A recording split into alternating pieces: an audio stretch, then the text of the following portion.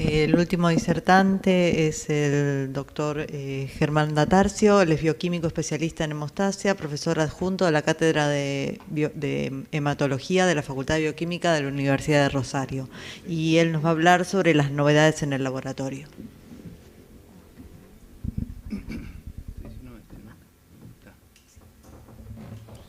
Bueno, muchas gracias por la invitación. Yo no tengo conflictos de interés, pero sí un agradecimiento al Laboratorio Novo Nordisk, que me permitió participar de este congreso y poder contarles a ustedes lo que escuchamos allá. Con respecto a las novedades del laboratorio, cuando Luis me habla para invitarme a esto, dije, bueno, y me dijo todo lo que iban a hablar los demás, dije, ¿de qué voy a hablar yo? Así que me puse a recorrer los 1300 pósters, mirar todo el programa para ver qué podía haber no relacionado ni al SAF, ni al von Willebrand, ni a la hemofilia, ni a la trombosis. Y dije, bueno, algo vamos a encontrar. Y me gustó, como hizo Pablo, buscar algo de cada sector del Congreso, una de la sesión de los educacionales, que si bien no es estrictamente de laboratorio, me pareció una cosa de lo más desopilante, cuando se modifica el factor 9 para hacerlo no sensible a las serpinas. Me encantó la charla, la presentación y por eso la tomé como tema. Después de la sesión de póster, un test rápido que desarrolló la empresa Tecnoclon con Verbruggen y el otro monstruo Gary Moore, que además tuve la posibilidad de hablar directamente con ellos en una reunión muy chiquitita, así que fue fantástico. Y otra del área comercial, que es un equipo que ya tiene unos años, pero que todavía no se está usando en clínica, y es el TETAS, así con ese nombre un poco... viene del Total Thrombus Formation Analysis System, en inglés es un poquito más fácil para no reírse, así que, y algo de miscelánea que ya vamos a ver de qué se trata. ¿Qué había con estas variantes del factor 9? Esta gente son unos monstruos y tienen muchísimos trabajos previos a esto, donde en cultivos celulares lograron seleccionar moléculas de factor 9 cambiándole casi de a uno los aminoácidos y ver qué pasaba con ese factor 9. Se dieron cuenta que si toqueteaban el 16 y el 17 podían tener un efecto muy interesante porque casi no perdían actividad como serinoproteasa, pero le hacían pito catalán a la antitrombina y a otras serpinas. Entonces, bueno, acá tenemos, fíjense que, a ver cómo era esto, acá tenemos en rojo el wild type, o sea, el factor 9 sin modificar, y después tenemos en verde, en la posición 17, una valina por isoleucina, que seguía teniendo muy buena actividad, una valina por leucina en azul, que a pesar de que parece tan tímida, después de la seleccionada, y la otra que es valina por treonina, que prácticamente no tenía actividad enzimática. Cuando miraban la velocidad de producción de factor 10 versus la concentración de 10, fíjense que el rojo es el wild type, el verde y el azul son modificados, tienen casi la misma velocidad de producción de 10 y que se llega a un máximo, con un plató acá, a grandes concentraciones de factor 10, y la velocidad de producción de 10 con respecto a la concentración de 8 que le iban agregando, imagínense todos los experimentos que hicieron para esto, la línea azul, que es la de la valina por leucina, tenía una actividad bastante buena, un poquito menor que la verde y que la roja, pero que seguía siendo importante para lo que necesitamos desde el punto de vista fisiológico. La de la treonina queda ahí abajo siempre medio perdida. Entonces le pusieron el ojo a esta variante de valina por isoleucina y vamos a ver que la decisión final la toman cuando ven cómo se unen estas variantes a los inhibidores.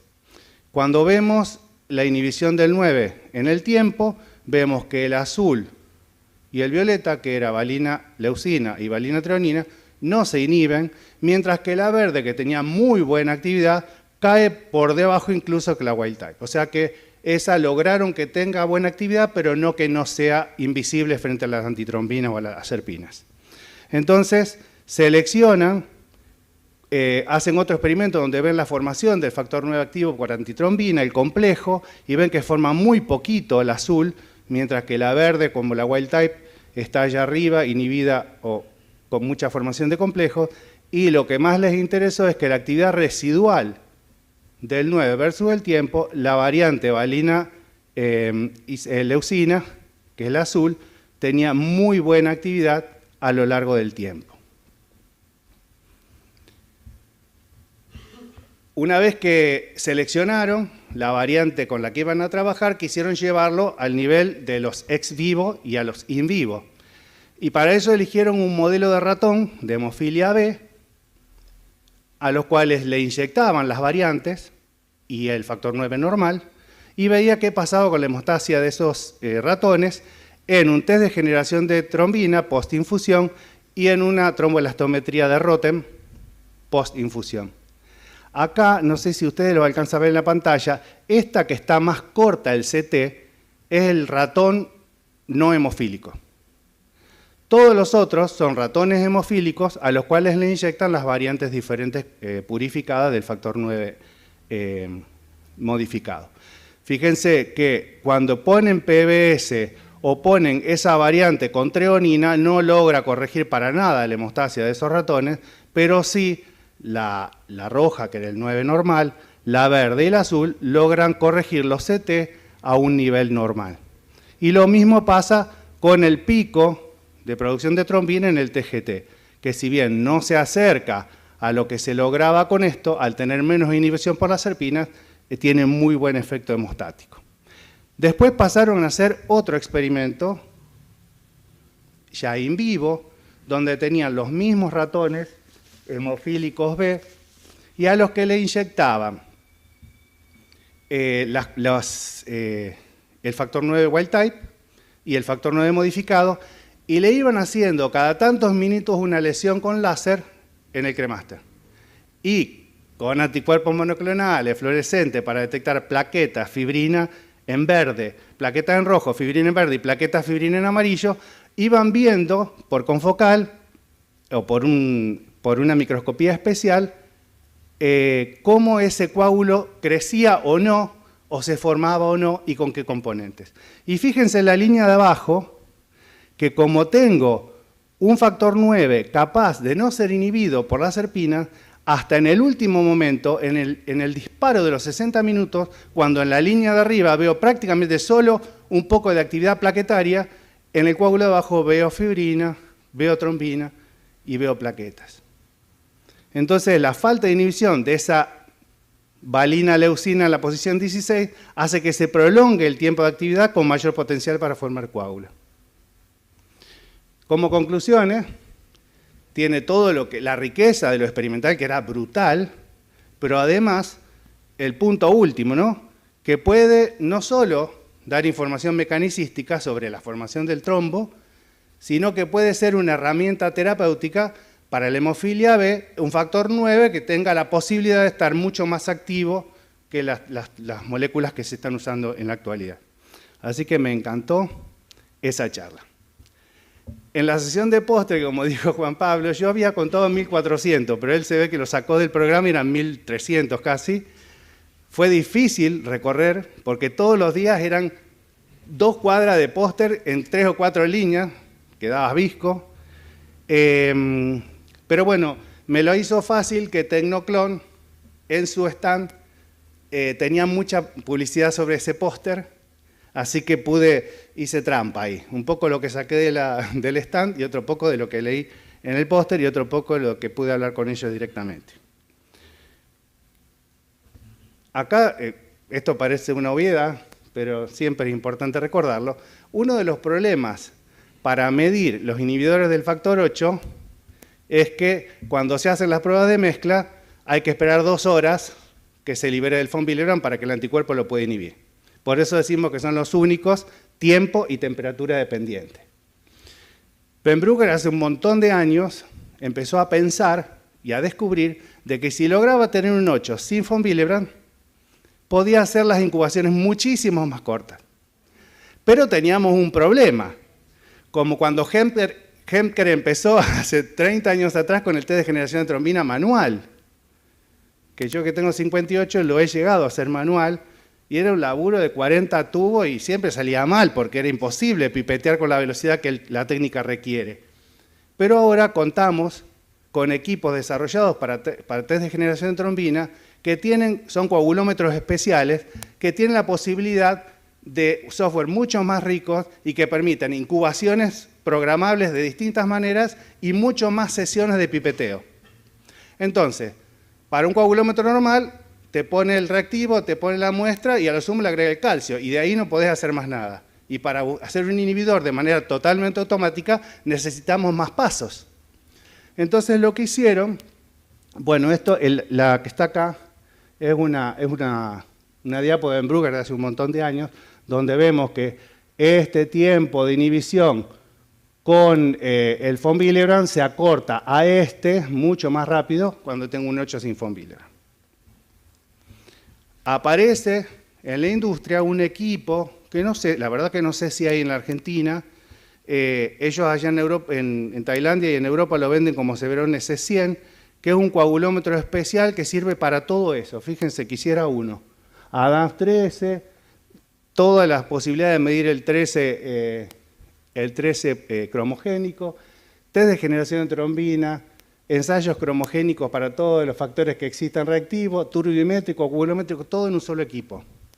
Y que a su vez permite hacer esto del dosaje de factor 8 de anticuerpos anti-8, de inhibidores, entre medio de la rutina. No es que tengo que parar el equipo para hacer los inhibidores. Mientras está haciendo las antitrompinas, los APTT, todo le metes una muestra y te hace el inhibidor. Yo me volví loco. Bueno, tenemos todo esto que no sé si vale la pena leerlo porque son cómo ellos presentaron este equipo en el póster, qué muestras procesaron y demás. Hicieron 16 plasmas de paciente con inhibidor, con el test clásico, el Nijmegen Bethesda y el test rápido. Y compararon los resultados.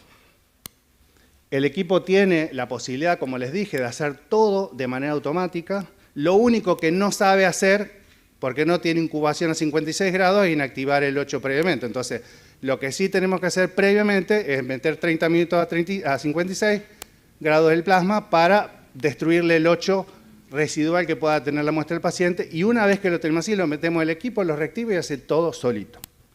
Lo único que tenemos que volver a hacer después, que lo hace también el software, es migrar los resultados a una tabla de Excel y ahí pone la fórmula que hacemos nosotros con la calculadora normalmente y te dice cuántas unidades Bethesda de inhibición tiene el paciente.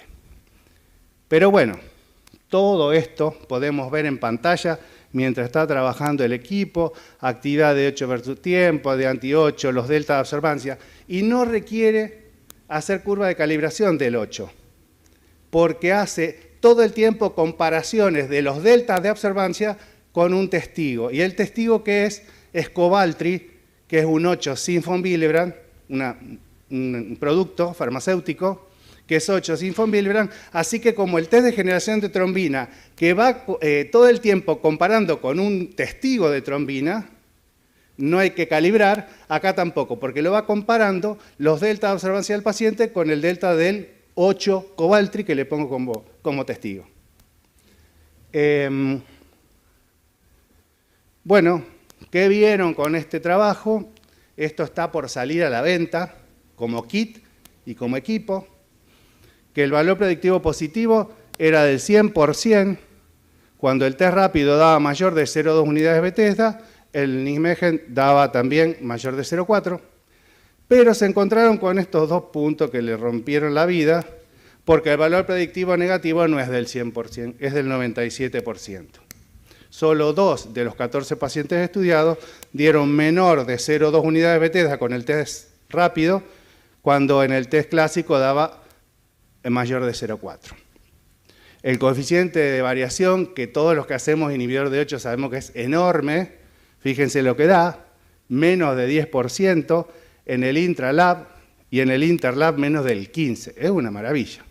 Por lo que veníamos hablando, ¿no?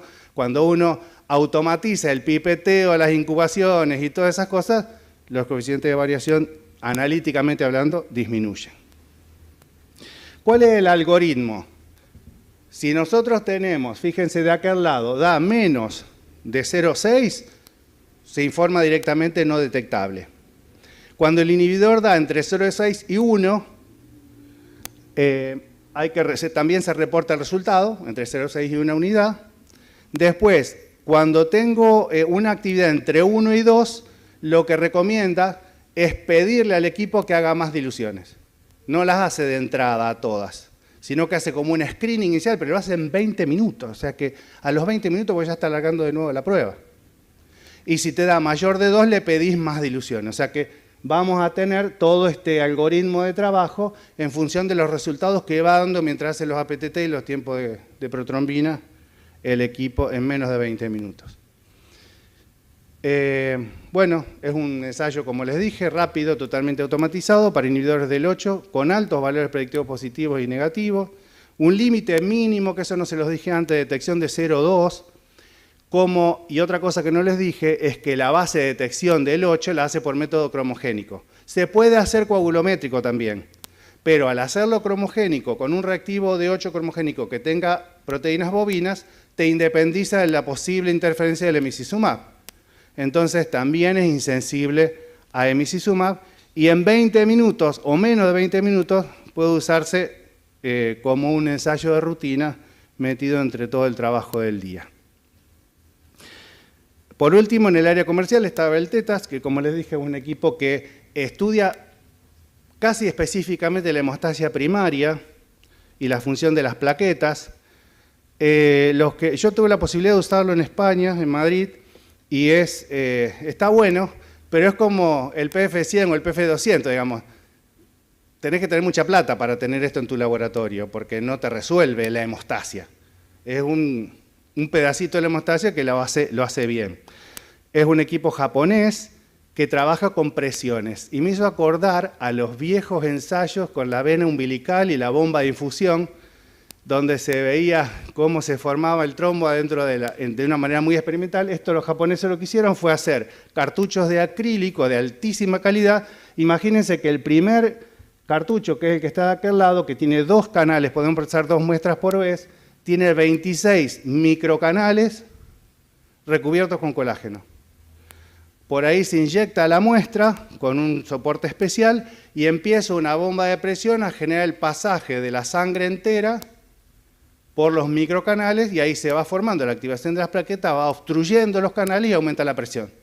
Entonces tenemos una presión de obstrucción start, digamos la primera, la que tenemos acá abajo, que es cuando sobre la presión base se le suman 10 bares, y después, o kilopascales ahí, y después la obstrucción total es cuando todo el cartuchito se obstruyó y tenemos un área bajo la curva, y hay varias, son muchas las variables. Acá solo seleccioné esta, pero tiene muchos más variables el equipo en un software de gestión, como lo vemos con la compu al lado. Tiene un desvío estándar en la precisión de menos o igual a 39 de área bajo la curva, un coeficiente de variación cuando las presiones de área son muy altas, las áreas bajo la curva son muy altas, muy bajito de 2,8%, y ya cuando tengo valores más border a lo normal, aumenta el coeficiente de variación, como es lógico muchas veces, de 19 a 19,6. El cutoff que estableció la empresa es de 260 de área bajo la curva y tiene un rango de medición entre 0,3 y 468 de área bajo la curva, que después les voy a mostrar un poquito un trabajo donde publicaron algunas cosas como para entender para qué lo usan y para qué puede servir. Cada chip, el PL quiere decir plaquetas, AR de circulación arterial o de microcirculación arterial, y HD es de hemodilution, que es justamente cuando tenemos pacientes con bajas plaquetas. Lo que han cambiado con este cartucho es la profundidad del canal, y entonces con menos plaquetas logro el mismo resultado que si tuviera plaquetas normales. Y se pone así una especie de cartuchito encajado en la boca del cartridge. Ese cartridge se pone en la parte celeste que veíamos acá, en esta parte. Ahí adentro tiene 2 receptáculos para 2 cartuchos, se baja la tapa y el aparato empieza a andar y a medir la presión. Y fíjense lo que tiene, por eso les digo que es casi exclusivo para hemostasia primaria, porque en el cartucho PL lo que usa el chip es un producto que se llama la sigla VAPA, que es lo que está ahí abajo, casi imposible de leer, benzosulfonil de no sé cuánto, aminobenzanadilamida, que lo que hace es inhibir los factores de la coagulación. Entonces solo mide la participación de las plaquetas. Y después, en el otro, lo que hace es inhibir con CTI la fase de contacto. O sea, que son cartuchos específicos para estudiar hemostasia primaria, y lo pensaron, y lo piensan, para control de antiagregantes. Fíjense que todos los antiagregantes, y más cuando tenemos terapia dual, están muy por debajo del 260, que era el valor de cutoff, en la línea de puntos. Los normales están por arriba, pero justamente como no es infalible, parte de la población normal te puede dar por debajo de 260 de debajo de la curva, y es muy interesante para el von Willebrand. Pero, para los von Willebrand que son fáciles de encontrar, los que son claritos, tipo 3, tipo 1 con bajo porcentaje de antígeno y de cofactor, los que son raros de 30 y pico % de actividad o de antígeno, ya me entra a subir la barra y me los tira para arriba, pero bueno, como método de screening, si tengo todo lo otro y además tengo el tetas, viene bien. Por supuesto, todas las trombocitopatías, Glanzmann, pool de depósito, todas caen al suelo, como tenemos acá el caso del Glanzmann. Y dentro de las misceláneas, hubo cosas muy desopilantes. Por ejemplo, un póster hablaba del fundamento del Rotem, y había unas personas muy orgullosas con su póster, donde no ponían paciente, no ponían nada, decía, ¿qué mide el Rotem? Y estaba la curva, una charla de Marta divina, en un póster. Y a veces nosotros nos boicoteamos y decimos, no, que voy a llevar esto una porquería. No, chicos, hay que llevar todo. Los indios hacen screening de hemofilia de esta manera. Y esto, un homenaje a la doctora Corich, que tanto le gustaba mirar el coágulo. Frasquito de vidrio, factor concentrado de 8 diluido, frasquito de vidrio, factor concentrado de 9 diluido, sangre y frasco con calcio. Sangre entera del paciente, un chorro a cada frasco, y espero en la mano a ver con cuál coagula más rápido. Y eso es el diagnóstico. Hubo charlas, que creo que Pablo nos nombró, de qué hacemos con la hemostasia en los países de bajos recursos. Bueno, ahí había de todo. Nosotros somos unos genios. Tenemos freezer de menos 70. En lugares no hay ni electricidad. Y tienen los pacientes también, como nosotros. Entonces, está muy bueno. Y después, también de Mumbai, una empresa de biotecnología, vieron que el sur de India tiene un desarrollo tecnológico muy, muy importante, están desarrollando un point of care para factor 8 y para von Willebrand. Y entonces con eso lo largan en paralelo y ve que si no le da la banda del 8 tiene menos del 5%, si no le da, y le da la del von Willebrand, que es una hemofilia. Si no le da la del 8 y tampoco le da la del von Willebrand, es un von Willebrand. Bueno, habría que verlo eso, ¿no? Pero fíjense qué piola cómo los tipos están desarrollando estas cosas. Bueno, podría contarles muchas más. Hay unos indios también, pero que viven en Estados Unidos, que me traje los folletos para mostrárselo, pero me lo dejé en la cartera. Lo tengo ahí. Una molécula, NN, no te dicen qué, pero sí de origen vegetal, que corrige los tiempos, y ellos lo están desarrollando biotecnológicamente como tratamiento de la hemofilia. Aumenta el pico de trombina, corta los CT del Rotem, acorta la PTT, tiene la hojita en verde, pero no te dicen qué es. Eso era un póster y estaban con los folletos publicitándolo. Después, ¿qué otra cosa? Un tipo de Holanda, que inventaron un reactivo nuevo para el test de generación de trombina, donde en lugar de activar con factor tisular, activan la fase, el mecanismo intrínseco. Y bueno, eso era otra cosa que tiene que ver con el laboratorio. Ellos lo estaban promocionando específicamente para estudiar con test de generación de trombina las nuevas drogas de hemofilia, que a veces con los test comunes no lo podemos pescar las diferencias. Y después otra cosita más. No creo que nada más, pero había millones de cosas. Muchas gracias.